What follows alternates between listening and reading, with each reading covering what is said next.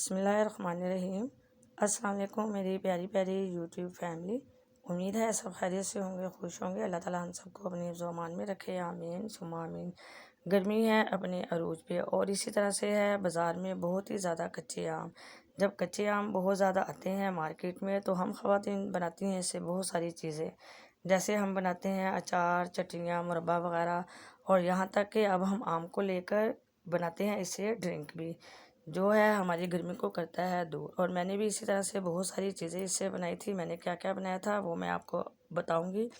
इसके लिए आपको देखनी पड़ेगी मेरी पूरी वीडियो के जब कच्चे आम मेरे पास बहुत ज़्यादा आए थे तो मैंने इससे क्या क्या बनाया। मैंने जो है इससे कोई भी चीज़ ज़ाया नहीं की।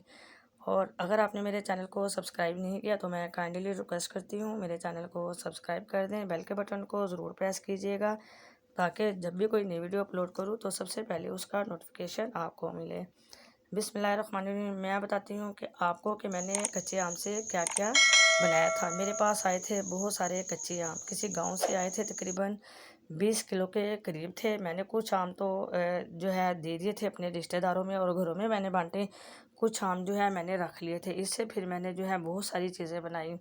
मैंने यहाँ तक कि इसकी जो है गुठली तक को भी मैंने जो है फेंका नहीं, उससे भी जो है मैंने पाउडर बनाया था। पाउडर मैंने किस लिए बनाया था और क्यों बनाया था वो भी मैं आपको आगे चलकर बताऊंगी।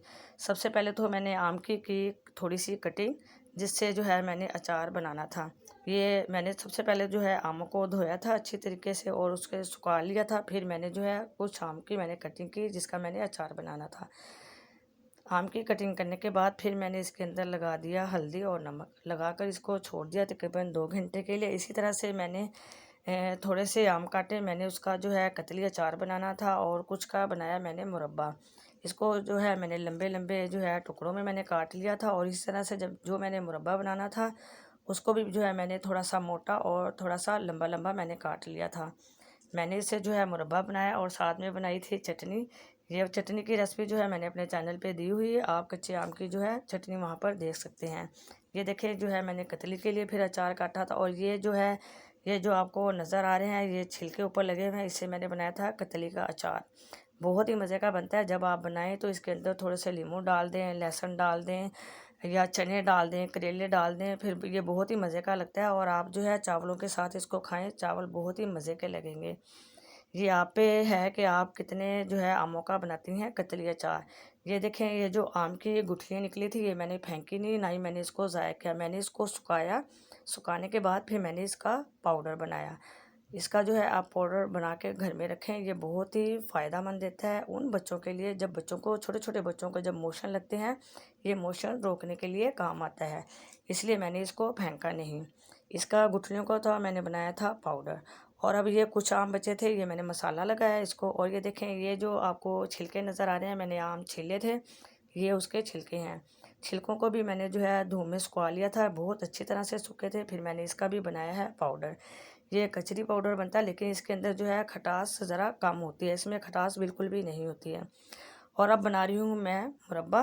मुरब्बा मैंने कैसे बनाया था वो मैं आपको बताती हूँ। मैंने लिया एक पैन और मैंने जो आमों को लंबाई के रुख और मोटा मोटा सा काटा था वो मैंने डाला पैन के अंदर। ये तकरीबन 1 से 1.5 किलो आम थे जो मैंने काटे थे। फ्लेम को मैंने ऑन कर दिया और मैंने इसके अंदर डाल दिया है तकरीबन 1.5 कप चीनी का। अगर आम आपके खट्टे हैं तो आप थोड़ा सा चीनी जो है ज़्यादा डाल लें, वरना 1 कप बिल्कुल ठीक है। पानी जो है मैंने इसका रिमूव नहीं किया था। ये चीनी जो है अपना पानी खुद छोड़ेगी आम के साथ, क्योंकि आम के अंदर जो है बहुत ज़्यादा पानी होता है, इसलिए मैंने इसके अंदर पानी का बिल्कुल भी इस्तेमाल नहीं किया। जैसे ही ये देखें चीनी मेल्ट हुई तो मैंने इसके अंदर डाल दिया थोड़ा सा जो है इलायची का पाउडर, और साथ ही इसके अंदर डाला है हाफ़ टी स्पून काली मिर्च, और थोड़ी सी डाली है मैंने इसके अंदर लाल मिर्च पाउडर और हल्दी, और थोड़ी सी डाली है अजवाइन। फिर इसको मैंने जो है 7 से 8 मिनट तक जो है पकने के लिए छोड़ दिया था। मैंने जो है सिल्वर की देचकी में पका रही थी मुरब्बा, तो फिर मुझे ख्याल आया कि ये खटास से जो है एल्युमिनियम सारा जो है घिसेगा, ये सेहत के लिए अच्छा नहीं है। फिर मैंने जो है इसको कढ़ाई के अंदर पलट दिया और फिर मैंने इसको जो है थोड़ी सी देर तक पकाया। देखिए बिल्कुल खुश्क हो चुका है, मुझे जो है इतना ही लिक्विड चाहिए था। मुरब्बा मेरा बिल्कुल तैयार है। थोड़ा सा जो है मैंने इसके अंदर सिर्फ चुटकी डाला था येलो कलर का, ताकि जो है मुरब्बा जो है पीला पीला सा नज़र आए। ये देखिए बिल्कुल तैयार है और परफेक्ट बना है। आपने बिल्कुल इसी तरीके से बनाना है। फिर जो है मैंने बनाया है आम का कचरी पाउडर। आम का कचरी पाउडर बनाने के लिए मैंने थोड़े से आम लिए और उसको मैंने जो है छील लिया। अच्छी तरह से जो है मैंने छिलकों को कर लिया इससे रिमूव, और फिर मैंने जो है इसको एक ग्रेटर लेकर इसके जो है ग्रेट कर लिया, और इस तरह से इसके परत निकल आए। इसके अंदर जो गुठली थी वो भी मैंने जो है बिल्कुल नहीं निकाली। मैंने आम के साथ ही इसको जो है बारीक बारीक किया है, ताकि जब मैं इसको सुखाऊं तो कचरी पाउडर अच्छा सा बन जाए। ये देखिए सारे जो है आम को मैंने कर लिया है ग्रेट, और मैंने इसको जो है एक प्लेट में डाल दिया और रख दूँगी धूप में सूखने के लिए। तकरीबन धूप जो है आजकल बहुत ही ज़्यादा तेज़ है। तकरीबन शाम तक ये बिल्कुल सूख चुके थे। ये देखिए अच्छी तरह से ये सूख गए हैं, और बहुत ही इसके अंदर से आ रही है कड़क कड़क की आवाज़। और अब मैं जो है इनको पीसूँगी। आप भी जो है घर में जो है कचरी पाउडर ख़ुद बना कर रखें।